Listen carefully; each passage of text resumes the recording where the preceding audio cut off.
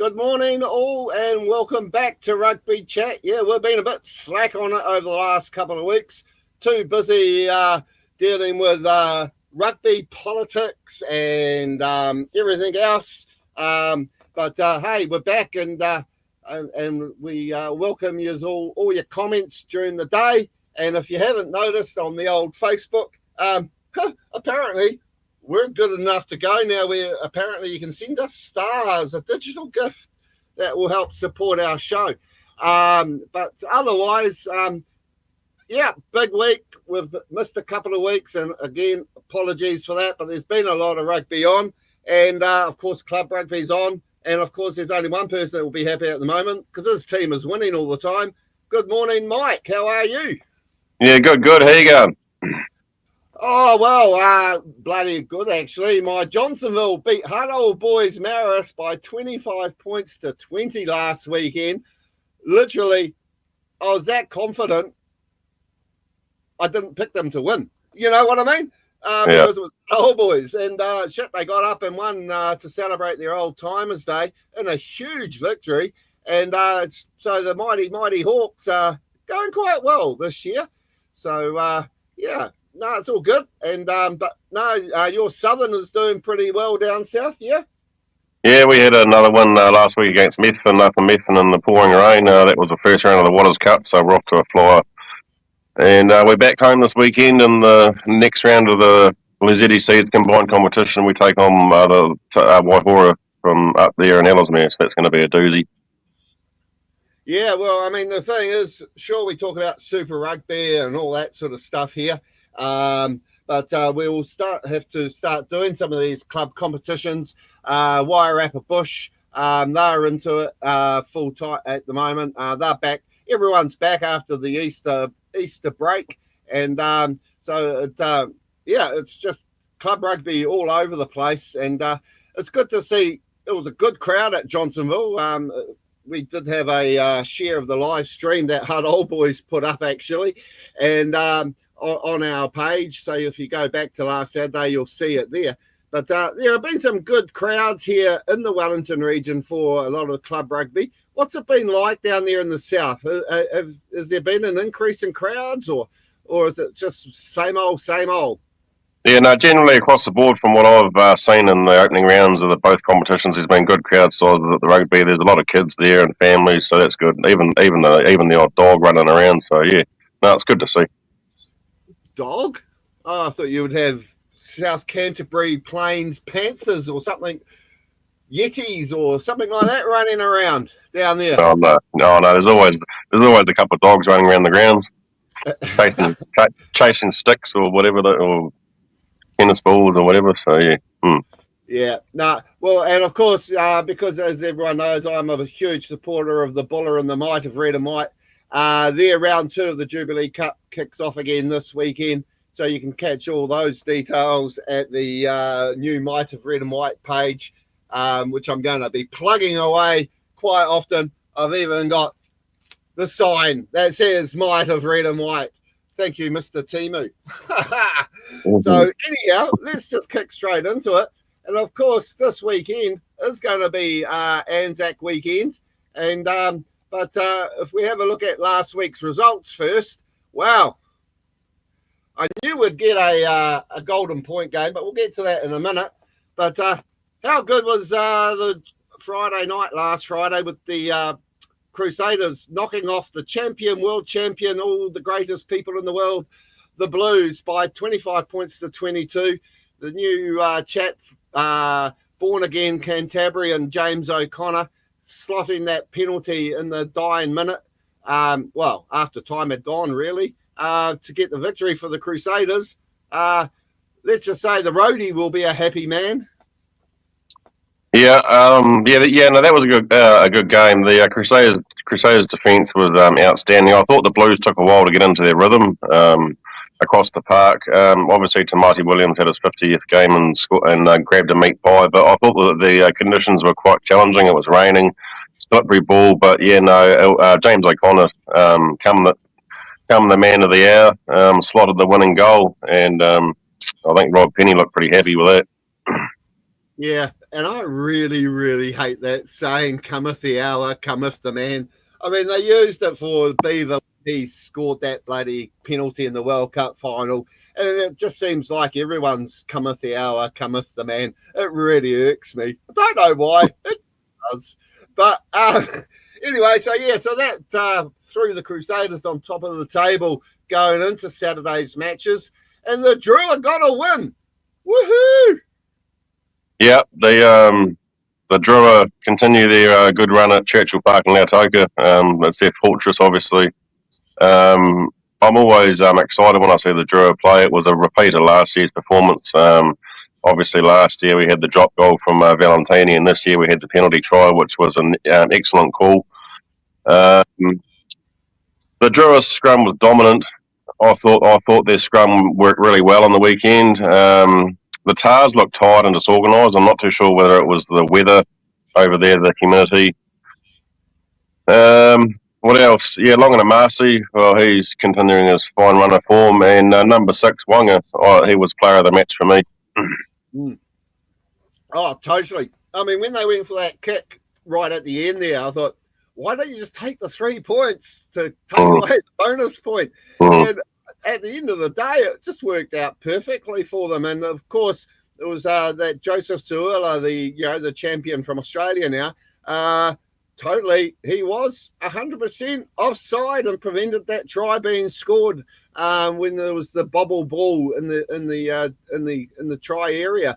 So I didn't have a problem with that, and the officials were quite quick to pick up on it too, which was really awesome. We didn't spend half an hour looking at every camera angle, so that was great. So Drua at home, 8 in a row now at Churchill Park, and the Waratahs have caught a bit of the Drua magic of not being able to win away from home. I thought that if Suaalii hadn't have dived on that ball, there was actually 2 Drua players there that definitely would have scored the try. And I'm hearing whispers on social media that the Waratahs head coach Dan McKellar snubbed the press conference. So if that's true, I think that's pretty poor. Yeah, poor bastard, eh? Oh, what a poor Australian. You got beaten. That's all I can say. But yeah, if he did snub it, that's just, suck it up, buttercup. I can say that. But this next result bothered me a little bit. 24-0 to the... I mean, it was almost a 0-0 first half here. Brumbies going 5-0 at half-time.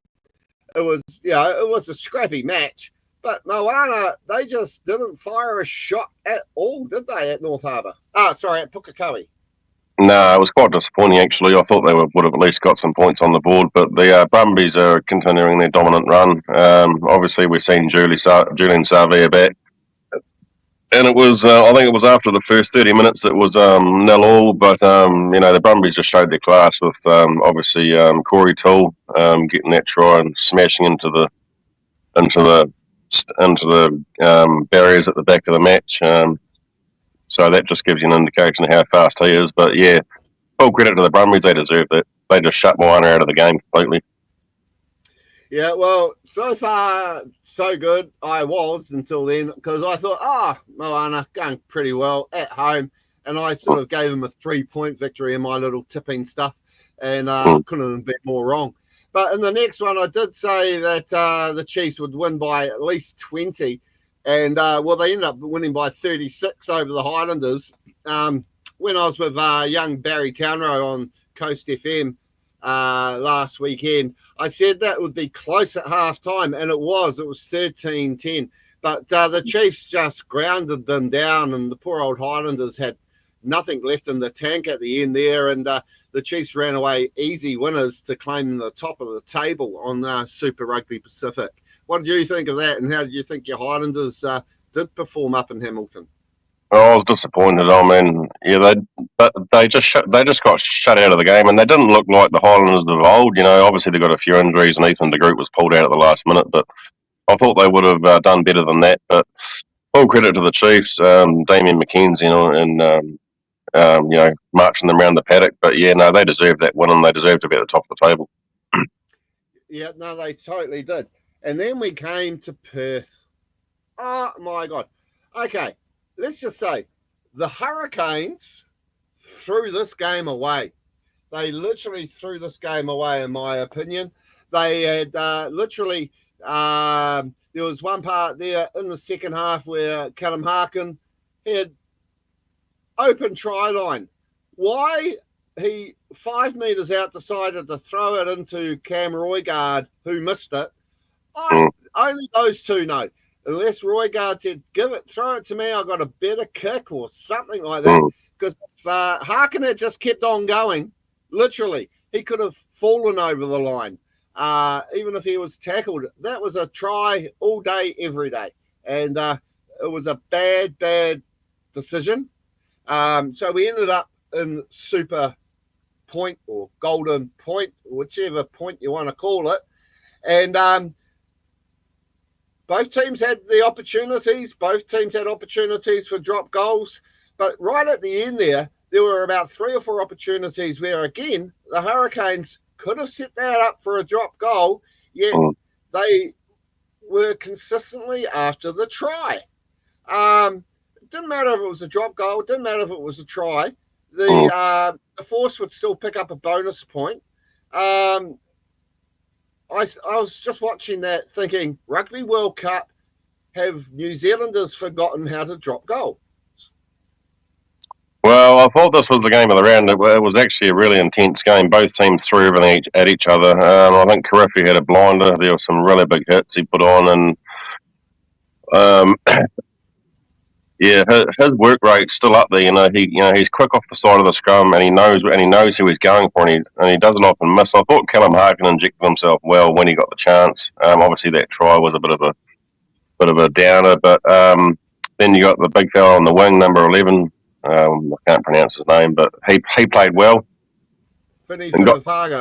Yeah, obviously got 2 tries, and I thought Tizano played well for the Force, and I thought Nick White had a good game, but he was on the receiving end of a couple of big hits as well. But I thought, judging by Duplessis Karifi's body language, I thought he was quite frustrated at certain calls that the refs making, and but that's just the nature of the beast. But judging by Clark Laidlaw's reaction in the coaching box after the whistle, and he was pretty disappointed as well.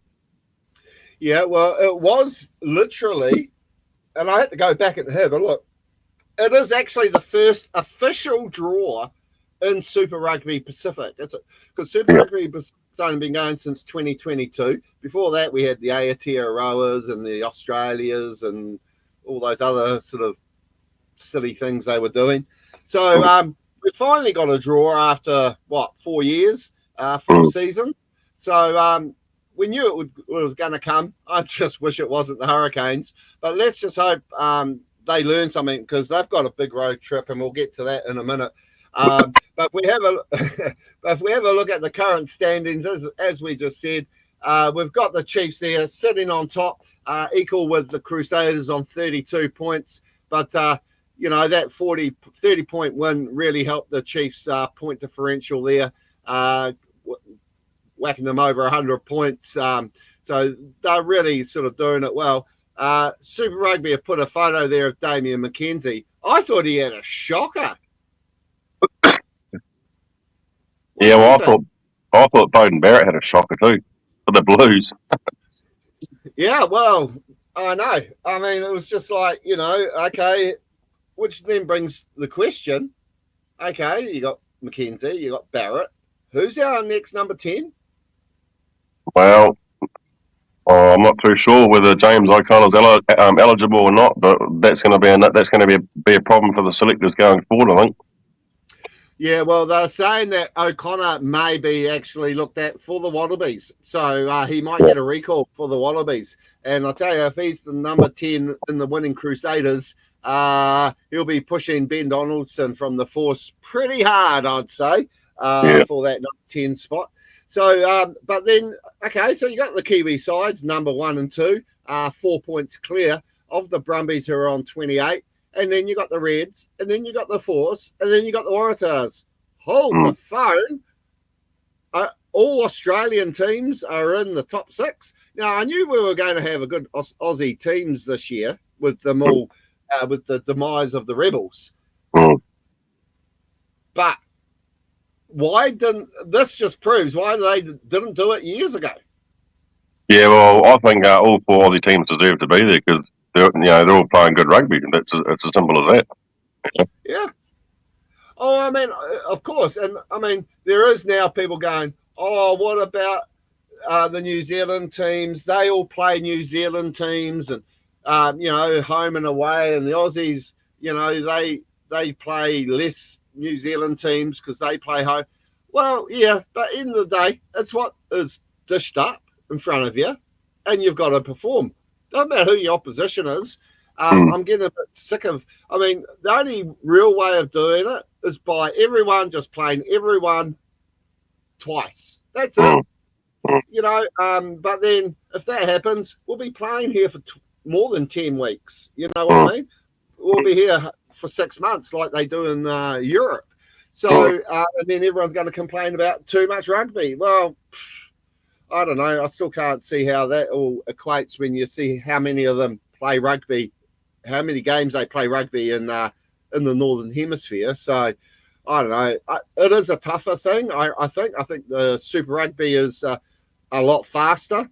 And I just think it is good that we see the Aussies there because we need Australia rugby to be good. So New Zealand rugby can be better, if you understand what I mean by that. So then if you look at that bottom list there, we've got the Hurricanes ahead after that draw by 1 point against the Blues. The Highlanders they're equal with the Blues, only 5 points behind them on differentials, and then of course you've got Moana Pacifica and the Drua. But if you look at that now, you probably could now rule out Moana and the Drua because I mean they are playing this week, and really this is last chance saloon for the teams on the screen now because they need big wins, and as I said, we'll come to the games this week. But the Waratahs, they've got the bye this week. So the Hurricanes, Blues and Highlanders could all leapfrog the Waratahs, and a good win by the Hurricanes could make them leapfrog the Force, or join the Force, or actually leapfrog the Force. But we have a look at the games coming up, and it all starts this Anzac weekend on Anzac Day, lest we forget. So we got the Chiefs taking on the Western Force, and be ready to have all your what do you call it? All the games held up for about 5 minutes, so we can remember what the oath is for Anzac weekend. Everyone will be doing their own tribute, of course, which is great. I don't have a problem with that. But it'll be interesting to see what the jerseys are everyone's wearing and how much money the commercial people are making off these commemorative Anzac jerseys. But the Chiefs taking it on the Force at Hamilton, 7 o'clock, Friday night, New Zealand time. Are we going to be witnessing a bit of a... I'll try and see how many war puns, analogies I can see here. The Chiefs are going to go over the top and smash them. Yeah, I think they are. Lambs to the slaughter. No, the Chiefs are looking good at the moment, and I don't think there's not much stopping them from making the final this year. But it just obviously depends who they're going to play. Yeah, well, I actually think the Chiefs will be too strong. I mean, the Force have been playing well. They have made Perth their what do you call it? What's the word I'm looking for there? Their fortress. But I think with it being a public holiday, Anzac Day, they'll get a good crowd there for the Chiefs Force game. Hopefully the weather plays its part. We've had all this rain that's been going through, so we must be due for a couple of good weeks of better weather here in New Zealand. I'm going to say the Chiefs are going to win this by 25 points. Yeah, I'll go the Chiefs by 20 at least. Yeah. Okay, so then after that, oopsie daisy, I just clicked a little bit too fast. So at 9:30 over there at Suncorp, we got the Reds playing the Blues. So we got, I don't know, Russia taking on France. I'm just trying to think of Reds. Blues. This is going to be. Well, I'm going to go the. isn't it? I'm going to go the Reds. I'm going to go the Reds by 10. Yeah, because it is a do or die match for the Blues. If they lose this, they're going to fight really, really hard to get back into that top 6. The Reds will be looking to solidify their top 6 placing. And I don't know. I just think the Blues might have to start looking at restructuring, refocusing their efforts for next year. Yeah, no, I'm with you on this one. I'm going to go the Reds. The Commies will take over, will get up and get over the Blues. If you disagree with us, by the way, throw it in the comments. Don't be shy. We know you're watching. But yeah, I'm going to go Reds by 10. What did you say? Reds by 10. By 10. Okie dokie. Then at North Harbour Stadium, the Battle of the Cellar Dwellers. So,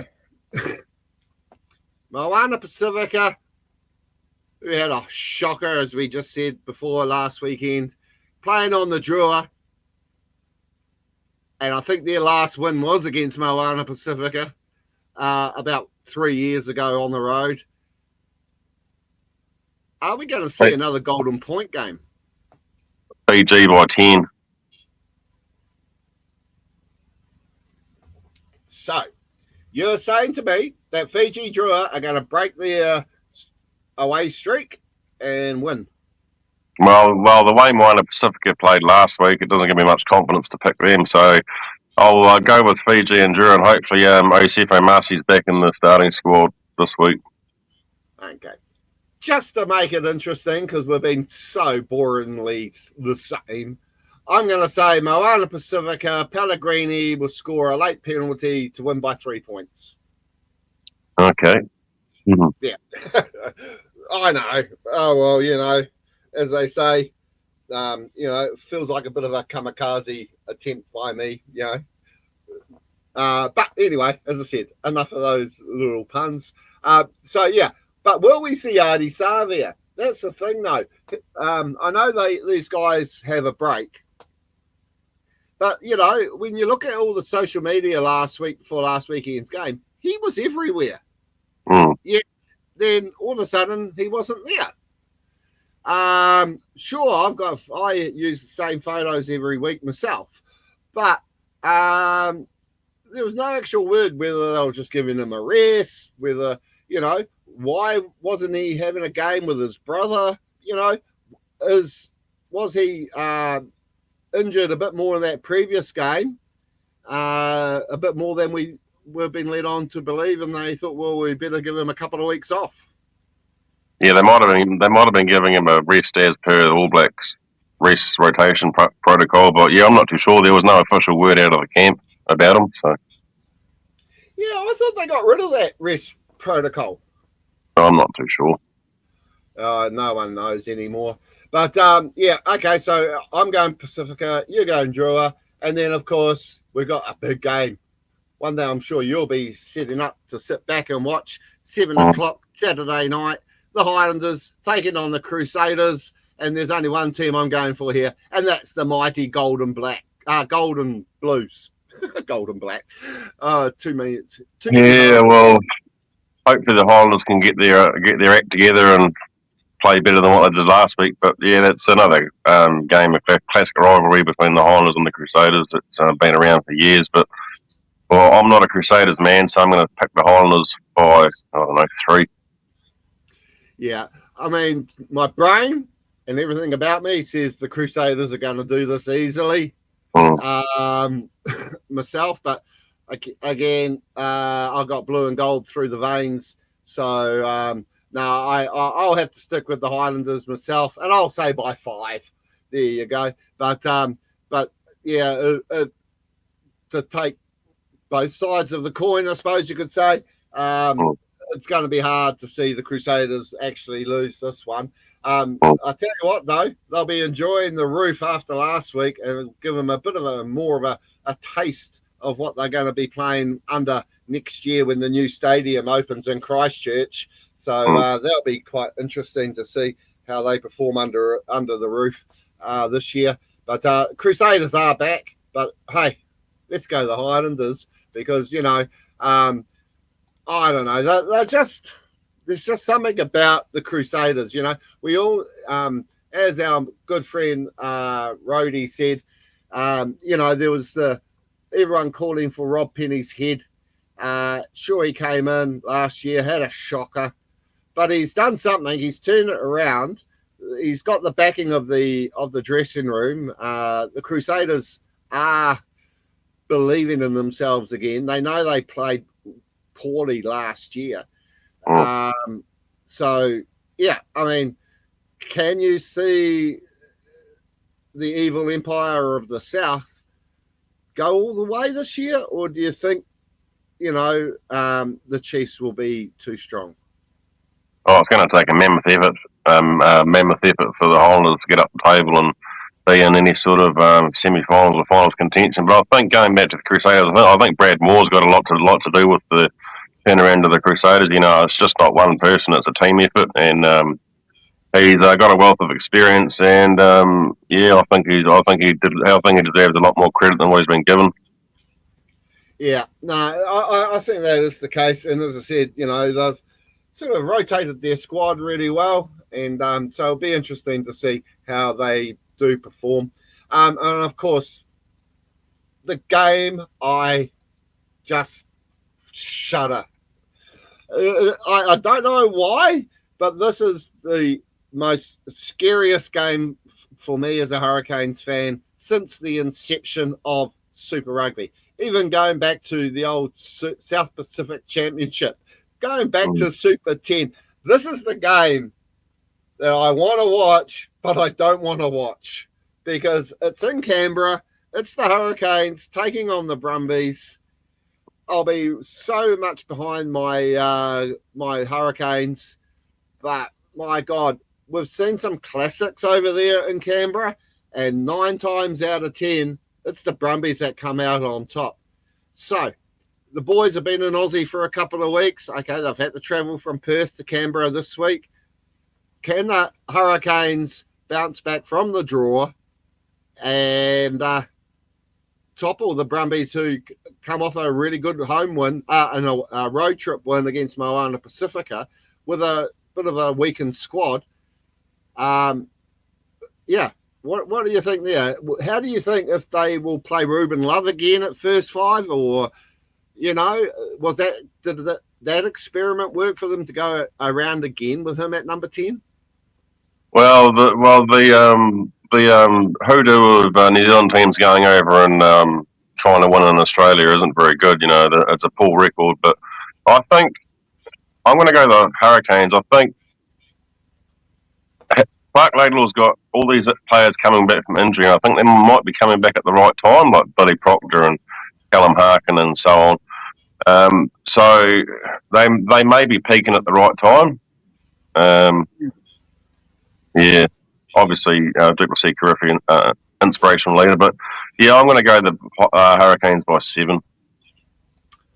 Oh, thank you.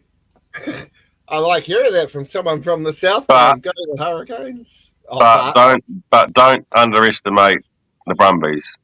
They've got a very good leader, and Alan, the front row, whatever his name is. Yeah. And they got talented wingers, Corey Toole, James Slipper, who's obviously well into the hundreds, Rob Valentini, and of course they got Stephen Larkin coaching them. So, well, I'm going to go like I would always go. It's going to be a Hurricanes win, and they're going to win by plenty because I wouldn't be a fan otherwise. I'm going to say by 16 points, the Hurricanes are going to turn it on and shell shock the Brumbies. There you go, another war analogy. Shell shock. Yeah, I wouldn't. I wouldn't be surprised if the Hurricanes come out and make a statement after last weekend and actually thrash the Brumbies and say, well, we're not done with yet. Yeah, well, as probably the greatest catch cry that has been in Super Rugby is always expect the unexpected from the Hurricanes, and hopefully they'll pull it all together and do the bizzo. So that's what we're hoping for. And I'm going. We're both going Canes, so that's good to me. And of course, this week the Waratahs, well, they're licking their wounds for the long weekend. They get the bye, and so it'll be interesting to see how they sort of come back in a couple of weeks. Who they got? They're hosting the Reds next Friday. So, we're into. Oh no, that's in a couple of weeks. Where are we? Waratahs. Oh, they're away to the Brumbies. So, yeah, they've got a tough return to lick their wounds. And I was going to say it's May, and it is May next week. Oh, it's almost Christmas. Oh, with that Easter, we can start talking Christmas now. Get your decorations. They'll be on special soon at your nearest warehouse. No. Yay. Yay. I can feel a sneeze coming up. But otherwise, what else have been happening in the world? Asian rugby. If you didn't see it, Sri Lanka and Malaysia played off for the rights to get into the top 4 of the Asian Championship. And I don't know why that it was only over one game, but it was just in one game over there in Sri Lanka. And they won by, I think it was 54-19 or something, Sri Lanka. So they now join South Korea, Hong Kong, and someone else. Not Japan. Okay, remember now. But the winner of that all goes in part and parcel to World Cup qualifications. So because Asia get an automatic qualifier now with the extended teams in the Rugby World Cup. But rugby this weekend, of course, we've got plenty of games on Thursday night, being in club rugby here in New Zealand.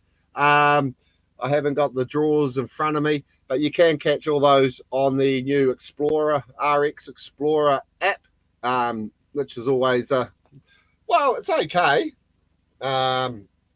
if you know what I mean. Buller, West Coast Rugby Competition.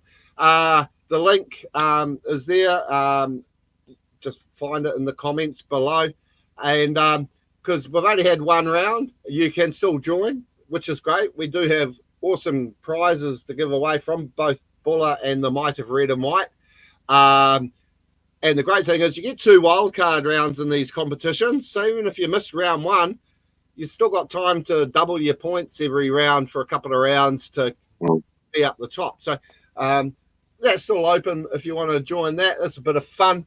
And, of course, we're also running one for the Wellington Club Rugby competition as well, which has been well entertained by a lot of people. So, and I do know that clubrugby.nz have got a lot of awesome prizes to give away there. So go and give them a look at on their Facebook page to see what's happening. I just want to say that I'm leading both competitions at the moment. Rugby Heartland, so we must be picking something right. So otherwise, that's about it. Nice short. Well, we got. Were you forgetting about Portia Woodman coming out of retirement? Yeah, well, you just read my mind because I was going to say that next. How good is that? I think she is the greatest women's player ever. And for her to come out of retirement, question. Did she not play for the Blues just recently in the All Picky final? Yeah, but I think what she's referring to is she's coming out of retirement to represent the Black Ferns. I think that's what she's getting at. Yeah, I know. I'm just being picky. No, it is awesome. I mean, she finished up. She said she had retired after the Sevens, and but the interesting thing was she was trying to get a contract with a NRL club.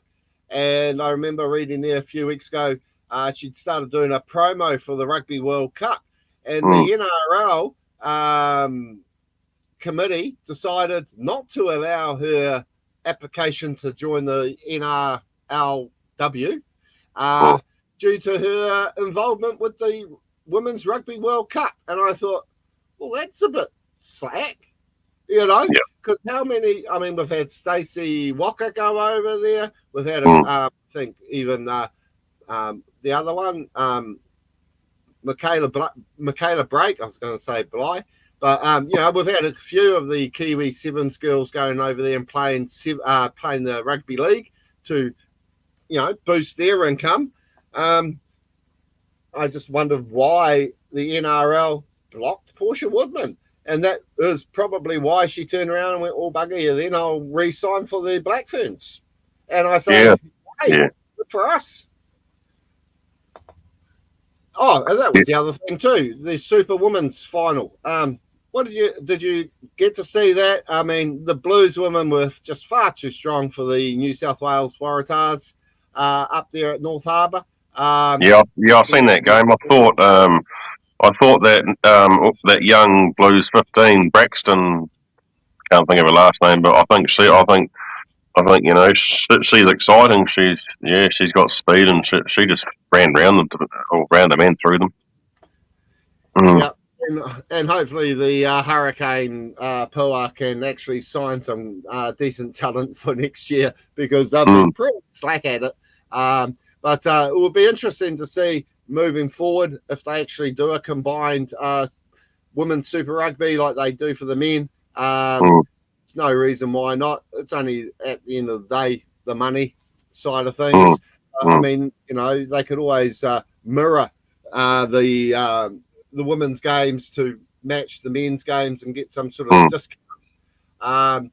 And of course, there's Mr. Werder, Captain Hurricane himself. We wish Captain Hurricane a really happy birthday for the other day, and I see you've been getting plenty of Lego to build in your recuperation, so enjoy all your Lego building. And I tell you, you're punching above your weight as well, Captain, because you announced your new relationship on Facebook, and she's just too good looking for you, brother. What's he saying there? Where have we gone wrong this year, Rabs? Who? Are you talking about the Hurricanes? And of course, Canes. Punching. Well, I don't think the Canes have gone wrong this year. We've had a few bounce of the balls go our wrong way. Few, maybe we're just missing that steady head of Sayadi Savia saying go for that drop goal. I think we're still there, Captain. And of course, he is saying the Hurricanes, boom, boom. But it is, I think the Hurricanes haven't started yet. Well, they've had a lot. Well, they've had a lot of injuries, haven't they? The key players have been injured, and now they're starting to get back to fitness and come back in, and so we'll just give them time yet. Yeah, no, they'll definitely be in the finals, Captain. So you can start booking your tickets for the Cape Tin, and we'll catch up with you next time you're down here in Wellington. So I mean, we've been going for 40 minutes, and only took the Captain 40 minutes to finally jump on. So thank you for jumping on there, Captain. And Mike, well, we may even be back now because we have, and there you go. You see. From the horse's mouth, he's booking now. So just don't send me the receipt if we don't make it. The great news is we have Running Me Farm. Oh well, I tell you, Craig, you're a champion. What I was going to say is the good news is we're all paid up for another 12 months using this streaming service. It's really awesome.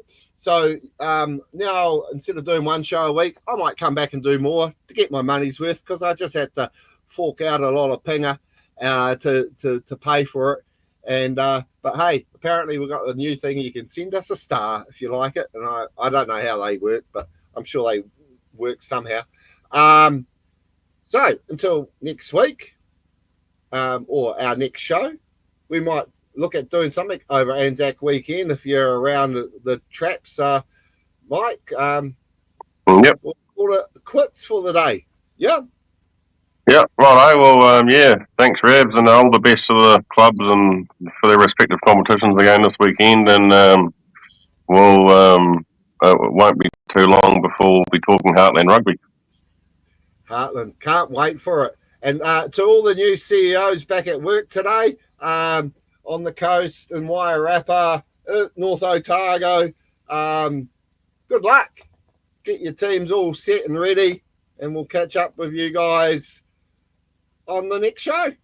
So we'll catch you See you, mate. later. Bye.